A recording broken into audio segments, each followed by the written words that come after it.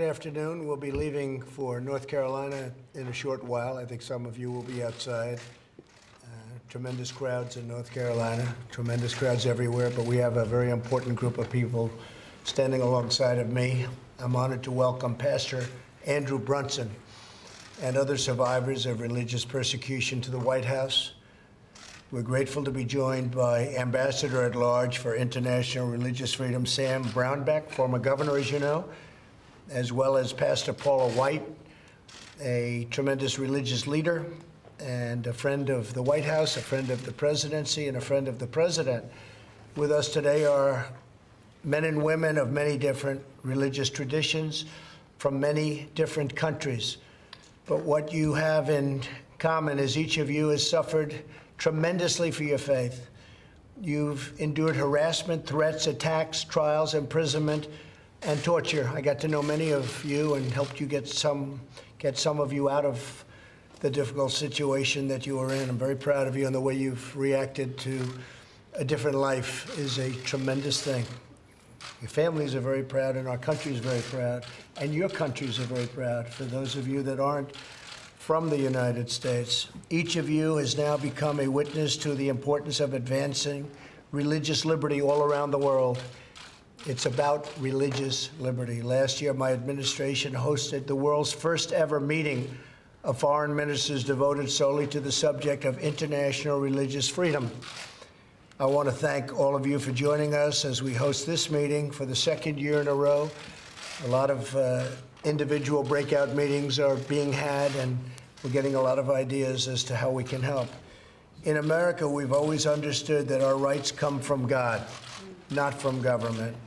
In our Bill of Rights, the first liberty is religious liberty. Each of us has the right to follow the dictates of our conscience and the demands of our religious conviction. We know that if people are not free to practice their faith, then all of the freedoms are at risk, and frankly, freedoms don't mean very much. That's why Americans will never tire in our effort to defend and promote religious freedom. I don't think any president has taken it as seriously as me. To me, it's very important. It's vital. It's really vital. And I just want to thank everybody very much for being with us today. You've been through a lot. And I think I can say it for everyone here. You've been through a lot, more than most people could ever endure. And I want to congratulate you, because that's what you need, is congratulations. It's really an honor to be with you, and I will stand side by side with you forever. If I could ask Ambassador Brownback to say a few words, please. Yes, thanks, Mr. President. Thank you. Appreciate it. Thank you and your administration for your leadership on this. Last year was the first. This year is the largest meeting ever held in the world on religious freedom, just on this, devoted to this topic. And with you here today, we have a Nobel Peace Prize winner, Nadia Murad, who was taken by ISIS and made into a horrible situation that she's in. But she's been an outstanding advocate. And then we have helped, this government has, in rebuilding northern Iraq, the Yazidi and the Christian area. Of course, Andrew Brunson and I both, neither of us would be here if it wasn't for you. Andrew, you busted out of a Turkish prison. This gentleman was at Christ Church in the shootings of the mosque that took place that was there. And you have really people, well, Mariam Ibrahim is here, was in a Sudanese jail while she was pregnant and had a death penalty for her. But people advocated for her around the world, and she and her child are alive today. And that's just a few. That's good. That's great. That's just a few of You the feeling stories. good? Everything fine? Very well. Good. My children are very well. Congratulations. Thank you. Reverend Sampson was going to make a comment for the group. He's from Burma. He's Kachin Christian, and they have suffered greatly there as well, and we've worked a lot with them. Reverend Sampson, you want to tell briefly your story? Yes. I'm president of Christian Baptist Convention from Northern Burma. Right. And then as Christian in Myanmar, we are very being oppressed and tortured by the Myanmar military government. So, and then we don't have chance many for religious freedom. And also as all ethnic armed groups fight against to the central military government. So please, the American government focus on the ethnic people and the ethnic leader to get genuine democracy and federalism. It's very important for your help and your support. And then thank you very much for your Thank you. sanction yesterday. Yes. It is very helpful for Yes, us. we did something. you. Thank you. Appreciate it very much. Thank you very much. Ambassador, so which is more important? You were the governor of a great state, a very top state, in my opinion, and you're doing now something for religious liberty and freedom. Which is tougher, which is more important to you? I think that of all the jobs I've had, I've been a congressman, a senator, a governor, this is the most important because it's about billions of people. These folks here represent the faiths of billions of people around the world, and the United States is the main country, not the only, and many other allies are coming along, but we're the main country to stand up and fight for their religious freedom. And we're not picking a winner or loser. We're just saying, look, governments have to protect this right. And that's why, to me, this job and what this administration is doing to protect it affects billions of people, and I think it's incredible. It's an incredible opportunity. So when you say other countries are coming along, and some aren't coming along, I assume, right? Some are not Yes. doing much. Who are the good ones? I won't talk about the bad ones because I know who the bad ones are. Who are Yeah, the good ones? the British have been great. They've been putting out some reports lately on the persecution of people of faith, and they've stepped up more aggressively. UAE, United Arab Emirates, hosted the first ever papal visit on the Arabian Peninsula in the history of mankind. That's great. And they've been stepping up and doing a lot more. So the Europeans have been, the South Americans are starting to step up more. So we need more. You're doing a great job. Thank you very much. Thank you. Thank you. Paula White, could you say a few words, Paula? Yes, sir. So it's just, I'm from Tibet. It's my dream to visit this opportunity to visit President Amshika. Tibetan need the, inside the Tibetan need the Amshika support, please. Can you support His Holiness Dalai Lama? Support, yeah. Yeah, His Holiness Dalai Lama when come back in Tibet. My English is not good, No, it's but fine. thank you so much to meet this opportunity together, share with story. Thank you. Thank you very much. Thank you so much. And say hello. Please say hello, okay? Thank you very much. I appreciate it. President, And your English is actually very good. Thank you. I'm a Falun Gong practitioner. My husband now is still in prison. Your husband is in And the forced organ harvesting still exists. So we should take action. Just the words, it doesn't work. So how to do the section to the Chinese communist regime? And where is this now? Where? Where is your husband a prisoner? Now my husband in Jiangsu, province of Jiangsu and Suzhou prison. And 2018, last year, one of our practitioners, after 3 years in prison, he released home, and just one day he died. And before that, he vomited a large amount of blood. You said he died? Yeah, he died. Another Falun Gong practitioner, where he is still also in the Suzhou prison. So as you know, I know you are one young man from the North Korea, came back to U.S. and several days after he returned and he died. Wow. Yeah, and you know the regime. What they do? So what should we take the act? Yes, Yeah, I understand yeah, that. yeah. I No, appreciate it. yeah, Thank you very thank much. Thank you. Thank you very much. Thank Thank you, you, Dara. thank you, Take thank you, care of thank you. yourself. Paula? President, it's such an honor, and I just have to say, on behalf of you and your courageous leadership, I've watched from day one, and even before you took this office, you be a relentless fighter for people of all faith and religious liberty.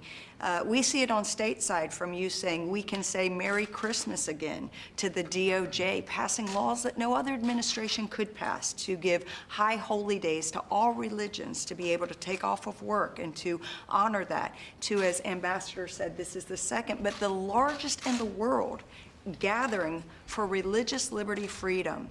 You have taken a bold, courageous stand that many governments have moved. You have over 16 countries represented here. You have approximately 27 people, but I was in the room yesterday with thousands, and we had thousands that could not get in. So we thank you, President, for being the leader, the courageous leader to stand up not only in our nation, but countries all around for all faith of all people, that we should have the practice and the right to practice our religion. Thank you, sir. And I did hear that they had thousands of people that couldn't get in yesterday. From all over the world. That's incredible. Well, May I say a makes few you all words? get a much bigger room, I guess, or a Have tent to or do something. something like Yeah. that. May I say a few words? Yes, please. Mr. President, thank you from New Zealand. Thank you very much. Thank you for your leadership, standing up for humanity, standing up for religious groups and their rights.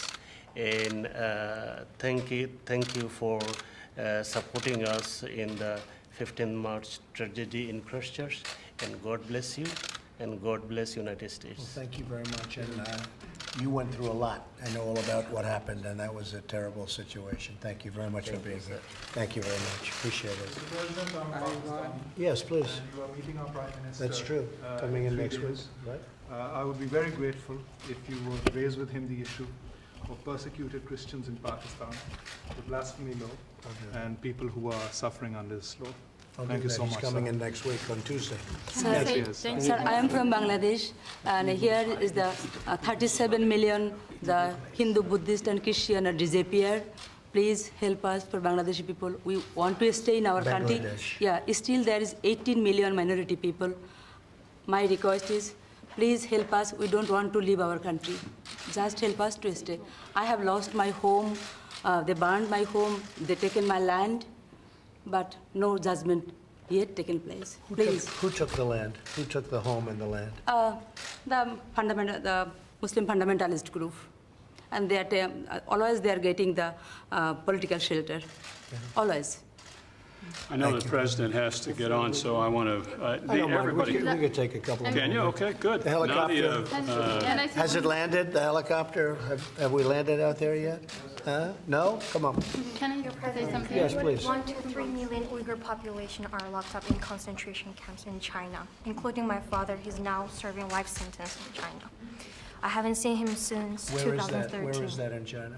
That's in west part of China. The region in Chinese is called Xinjiang. Yeah. We call it Uyghur region. So far, we have How long has your father been gone? He has been in jail for 5 years, and we don't know how long he will still be in there. Do you have any communication with him? I haven't heard about him since 2017 because that's when the concentration camp started. Anyone who goes to ask about anybody's family member's news will never make their way back to their own homes. It's tough stuff. Go ahead. Yes. Good afternoon, Mr. President. Hi. So I am a Rohingya from Bangladesh refugee camp. So most of the Rohingya refugees are willing to go back home as quickly as possible. So what is a plan to help us? That's all. Thank you very much. And where is that exactly? Where? Bangladesh refugee camp. Bangladesh right next to Burma. I see. Yeah, the Rohingya have been run Okay. out. Thank you. Appreciate it. Yes, please. President, I am Pastor Mario from Cuba. Yes. A blessing. One pastor, Ramon Rigal, and his wife in prison in Cuba. Please pray for them and help the people in Cuba. 5 pastors, the San Bromban invite for this event in Cuba and not here because the government in Cuba no permission for today here. I am here because I am refugee in the United States. Thank you for your hospitality for me. How has it been in Cuba without Castro? There's still a Castro there, but you have a new leader. How has that been? Any difference? No, it's not real. Castro continues in the power because Castro is the first secretary to the party, the Communist Party, and the new president is not really.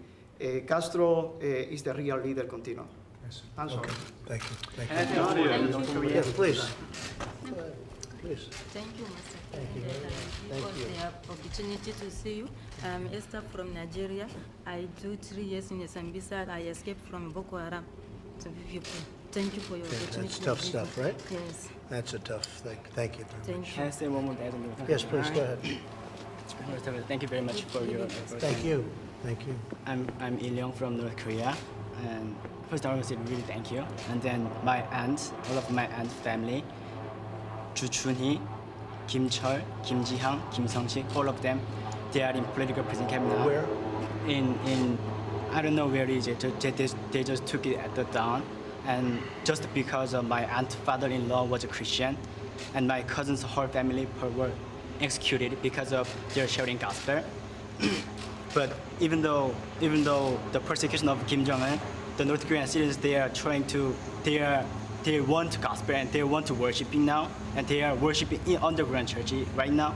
And even though a few weeks ago we got a message from North Korean underground churches, and they sent the photo of the wood, and three of them gathered there, and they were praying for South Korea. And so those kind of things are happening in North Korea underground. I'll bring that up. I So, yeah. understand exactly Yeah. what you're saying. I'll bring it up. Thank you. Yes, please. So I'm a Yazidi. Nobel Peace Prize winner. I'm from Iraq, and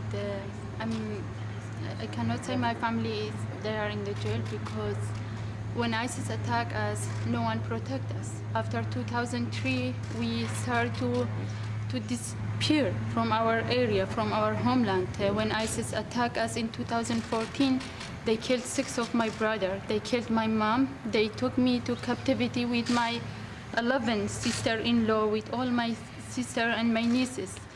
Until today, we have 3,000 Yazidi women and children in captivity.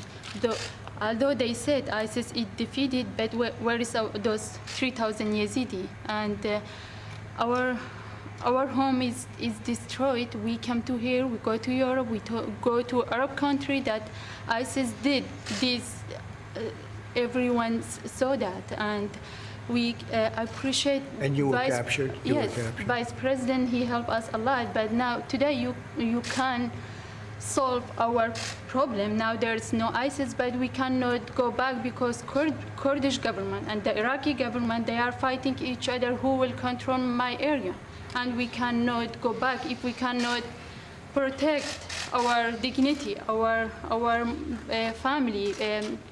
We get a lot of support from President Macron. He put a lot of pressure in Iraqi and Kurdistan government to help minorities, Yazidi, to stay in their home, but we still continue to immigrate to find a safe place to live. I hope you can call or anything to Iraqi and Kurdistan government to. But ISIS is gone. But if I But now can, it's Kurdish and who? Iraqi government. If I cannot go to my home and live in a safe place and get my dignity back, this it's not about ISIS. It's about I'm in danger. My people cannot go back. We are not million of people. We are only 500,000 people. And after 2014, about 95,000 Yazidi, they immigrate to Germany through a very dangerous way. Not because we want to be refugees, but we cannot find a safe place to live. All this happened to me. They killed my mom, my 6 brothers. They left behind them. Where are they now? They killed them. They are in the mass graves in Sinjar. And I'm still fighting just to live in safe. Please do something. And it's not about one family. I know the area very well you're It's talking about. it's about 500,000. It's about the tough, whole yeah? community. Okay, we're going to look into it very Thank you strongly. so much. Thank you. Mr. And you had the Nobel Prize. Yeah, That's incredible. but They gave it to you for what reason? Maybe you can explain. for what reason? For that, after all this happened to me, I didn't give up. I make it clear to everyone that ISIS raped thousands of Yazidi women. This one was first time the woman from Iraq, she get out and spoke about what happened to Oh, them. And really? Is that right? It's That's the first time, and it's. So you escaped? I escaped, but I don't have my freedom I yet understand because you didn't see any ISIS in court. ISIS are, we don't know if they killed everyone, if they are in jail, but we know we have 3,000 Yazidi women and children, including my niece, my nephew, my sister-in-law. 3 years ago, she called us. She said, I'm in Syria, and now we didn't know anything about it. Let me look. We're going to look. Okay, thank you very much. Thank you so much. Mr. Yes, President, ma'am, go ahead. I am a Thank you. survivor of the Holocaust, of a different era of persecution. And I have great sympathy and empathy with these people. That I'm very sorry to realize that things have not changed, that the persecution continues. That's why we're putting such an emphasis on it, Mr. President, because there just is a lot of work to do in the world. But, and we're going to, obviously, we've got a lot yet to do, but we're pushing the effort. We're going to be announcing additional measures. The Secretary of State is tomorrow. He's given a big speech. The Vice President's given a speech tomorrow about measures, and we're going to keep leading this charge. Well, thank you very much. The world is a tough place. Yes, please, go ahead. My name is Helen. I'm from Eritrea. I'm a gospel singer. So I have been for 32 months in metal shipping container because of my faith. But the reason I'm here, all our pastors, they are still in prison in Eritrea, include the Patriarch, Abuna Antonius. So that is my message. I'm voice for those voiceless. Thank you very much. Appreciate it. We pray for In a you. shipping container. Metal shipping container for 32 months. 32 months. Please. मैं मुस्लिम जमात से ताल्लुक़ रखता हूँ community से I am from the Ahmadiyya Muslim community of Pakistan. 74 में हमको गैर मुस्लिम अक़लियत करार दिए गए In 1974, we were declared non-Muslims. हमारे घर भी लूट लिए हमारी दुकानें भी लूट ली Our houses and shops were looted. कई घरों को आग लगा दी Set मैं on आ गया fire. रब्बा आ गया फिर बच्चों को लेकर सरगोदा में दुकान थी I relocated. तो फिर यहाँ पर भी अभी मुझे किताबें काम करता था तो किताबों पर उन्होंने सजा दी I was a salesman, and then I was imprisoned for 5 years for selling books. और 5 साल कैद व मुशक्क़त और 6 लाख रुपए जुर्माना अभी And fined. 3 साल 3.25 साल के बाद अब मैं रिहाई होकर आया हूँ I've been released after 3 years. हम किसी को बड़े पुरअमन तरीके से रहते हैं We are peaceful. मैं आपको यहाँ मुसलमान कह सकता हूँ लेकिन पाकिस्तान में अपने आप को I मुसलमान can नहीं call कह सकता myself a Muslim in the United States of America, but not in Pakistan. वरना हमें सजा देते हैं इस वजह Otherwise, से। I'll be punished. तो इस वजह से और हमारी जमात तो बड़ी पुरअमन जमात है किसी को लोग गालियाँ देते हैं घर जलाते हैं हम किसी को कुछ नहीं कहते अल्लाह पर छोड़ते We हैं have never retaliated and left everything to God. बस ये है तो आपसे दरख्वास्त I है know you अल्लाह need ताला आपको to जवाब get on. दे अल्लाह ताला आपका Thank you हाफिज़ all. नासिर हो Yes. God bless you and give you a long life. Thank you. We love you, Mr. President. So you see, the world is a tough place, and we're making strides. We've made some very good strides. Andrew is a case in point, Pastor Brunson, wherever you may be. Right here. And so I appreciate it. How has everything been for you Very since you well, got out? I want to tell you, an Iranian woman told me today that you're fighting for me, the most powerful person in the world, fighting for someone who was not known at all, was an inspiration to many people, gave hope to many people around the world, and also many young Iranians. So thank you for that. Thank you, Andrew. I Mr. appreciate it President, very much. Mr. President, I'm Iranian.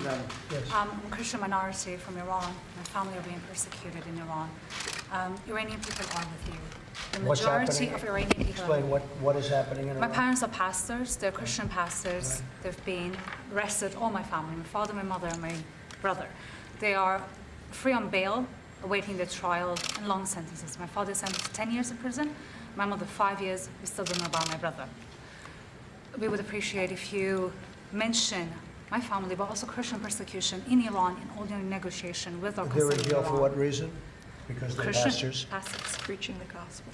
Yeah. Vietnam no I will. re- I'm going to Thank you get the very much. information. I will. Vietnam Yes. no freedom religion. I want to resident have Vietnam have Vietnam. freedom. Yeah, Vietnam have freedom religion. Vietnam need to CBC. I thank you. I appreciate it. I think I understood. Thank you, President. Thank you. Thank you very much, everybody. Very safe. Thank you. Thank you. Thank you very much. Thank you very much.